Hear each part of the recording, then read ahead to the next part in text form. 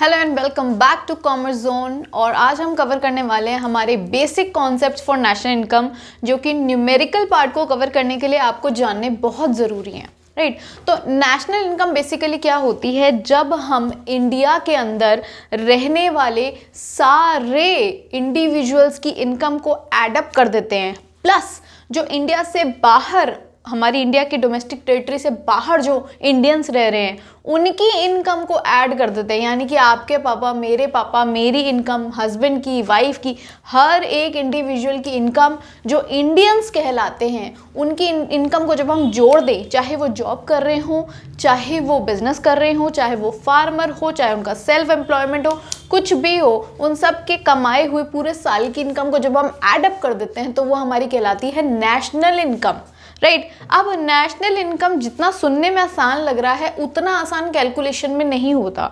तो उसके लिए हमें बेसिक फंडे समझने पड़ेंगे, जैसे कि सबसे पहला हमारा कॉन्सेप्ट होगा फैक्टर इनकम क्या होती है और ट्रांसफर इनकम क्या होती है। देखिए, फैक्टर इनकम वो इनकम होती है जो कि फैक्टर्स ऑफ प्रोडक्शन अर्न करते हैं। फैक्टर ऑफ प्रोडक्शन, जैसे कि सपोज करिए आपने बिजनेस किसी को करने के लिए अपना लैंड दे दिया, तो उस लैंड के बदले में वो क्या अर्न करेंगे? उनको मिलेगी रेंट प्लस रॉयल्टी भी मिल सकती है अगर आपने कोई लीज पे अपनी सब सॉइल वाला एसेट को दे रखा है। उसके अलावा अगर आप लेबर हो और अपनी सर्विसेज रेंडर कर रहे हो किसी को, तो आपको बदले में क्या मिलेगी? आपको उसके बदले में मिलेगी वेजेस एंड सैलरी, राइट। उसके अलावा अगर आपने अपना कैपिटल किसी बिजनेस में इन्वेस्ट किया है, पैसा कहीं पे इन्वेस्ट करा है, तो उस कैपिटल के बदले में आपको उसका इंटरेस्ट ज़रूर मिलेगा। और अगर आप एंटरप्रेन्योर हो और बदले में आपको रिवॉर्ड चाहिए अपनी मेहनत का, तो मिलेगा आपको प्रॉफिट। तो ये चार चीज़ें, इनका कॉम्बिनेशन क्या कहलाता है? इनका कॉम्बिनेशन कहलाता है फैक्टर पेमेंट, जो हम पिछले क्लास में ऑलरेडी पढ़ चुके हैं। तो अगर आप फैक्टर सर्विसेज रेंडर कर रहे हैं और बदले में आपको फैक्टर पेमेंट मिल रही है, तो उस इनकम को हम बोलते हैं फैक्टर इनकम।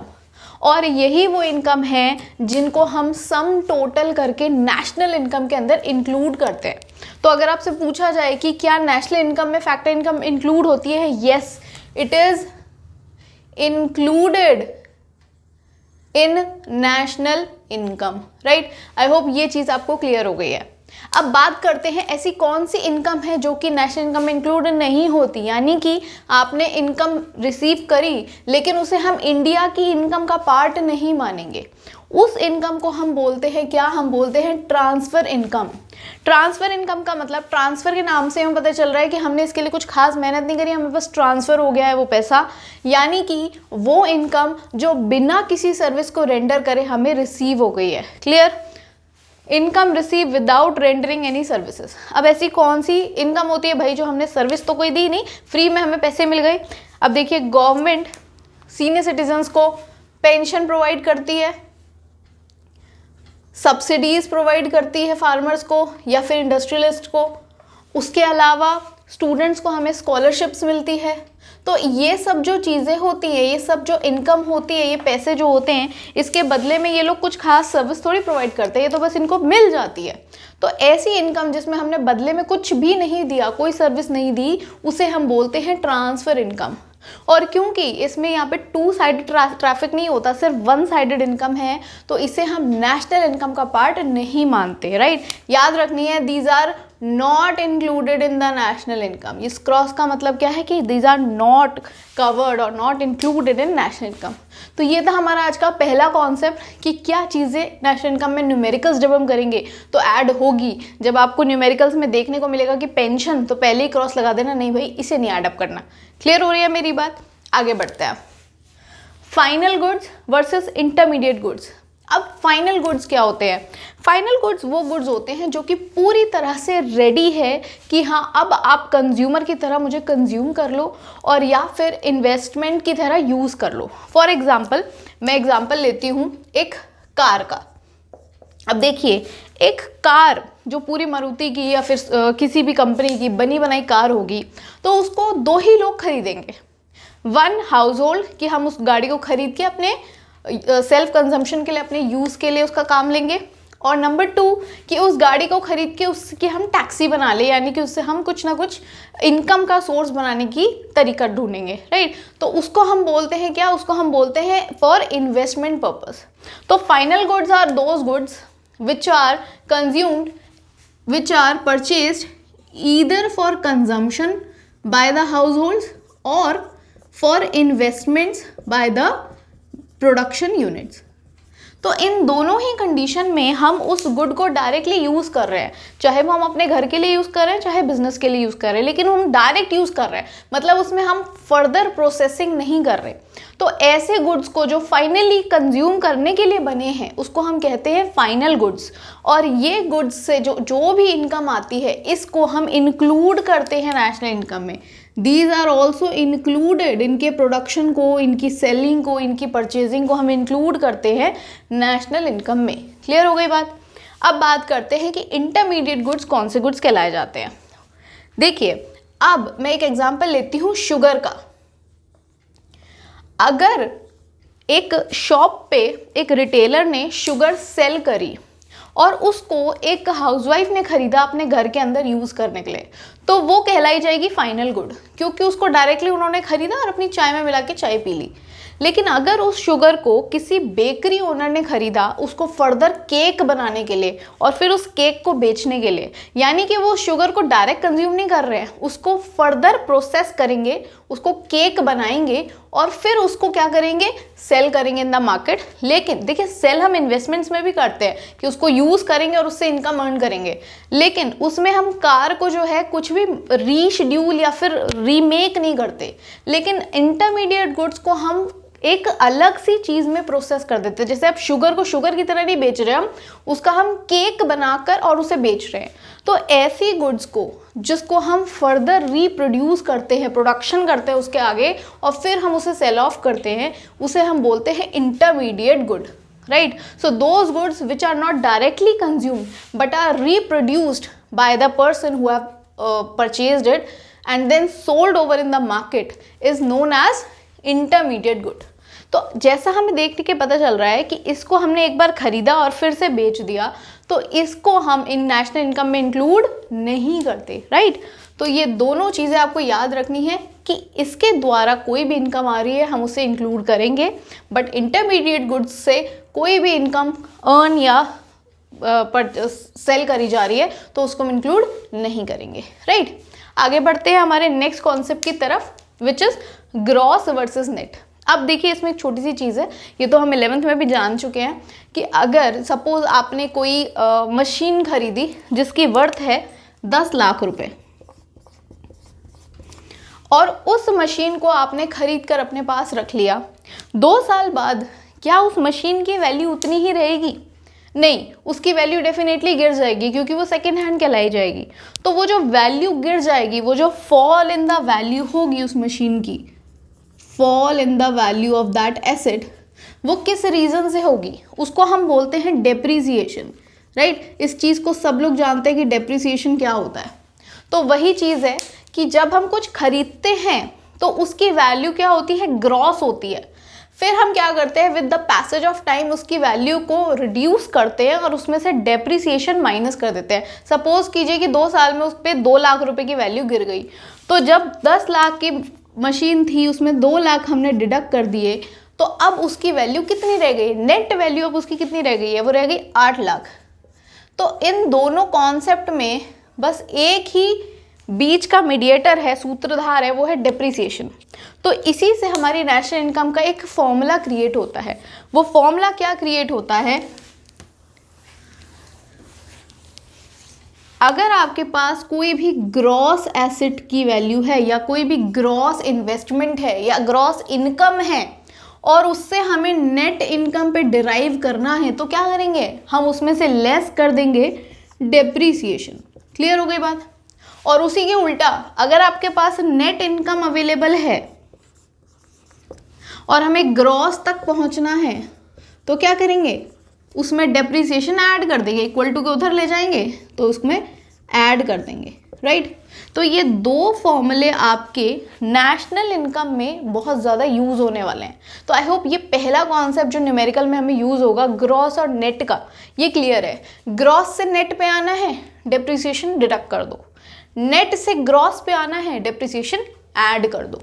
क्लियर? ये चीज़ें आपको जब तक क्लियर नहीं होगी तब तक आप फर्दर न्यूमेरिकल्स नहीं सीख सकते। अब न्यूमेरिकल पे बात आई है तो दो कॉन्सेप्ट्स और आपके हैं जो आपको सीखने हैं। तो नेक्स्ट टॉपिक हमारा रहेगा topic number 4 which will be factor cost versus market price. Factor cost का मतलब क्या होता है? आप सपोज करिए मेरे हाथ में एक मार्कर है और इसका जो कॉस्ट है इसको बनाने में लगे 20 रुपये, राइट। उसके ऊपर प्रोड्यूसर ने कहा भाई मुझे 10 रुपये इस पर प्रॉफिट भी चाहिए। तो after calculating the complete cost, selling, marketing सब कुछ मिला के 20 रुपये कॉस्ट पड़ी, 10 रुपये उसने कहा प्रॉफिट, तो इसका MRP रख दो 30 रुपये। ठीक है, तो ये जो 30 रुपये है, इस 30 रुपये में सारा का सारा प्रॉफिट प्लस कॉस्ट इंक्लूडेड है और उस कॉन्सेप्ट को हम बोलते हैं फैक्टर कॉस्ट, कि इस कॉस्ट पे हम जो है बेचना चाहते हैं अपना मार्कर, राइट। तो मैं इस पे लिख देती हूँ 30 रुपये, 30 रुपीज़, कि इस प्राइस पे जो प्रोड्यूसर है वो बेचना चाहता है। लेकिन आपने देखा होगा कि जब भी आप कुछ खरीदने जाते हो तो आप उनसे पूछते हो कि इस पे GST लगा हुआ है या ऊपर से GST अलग से लगेगा।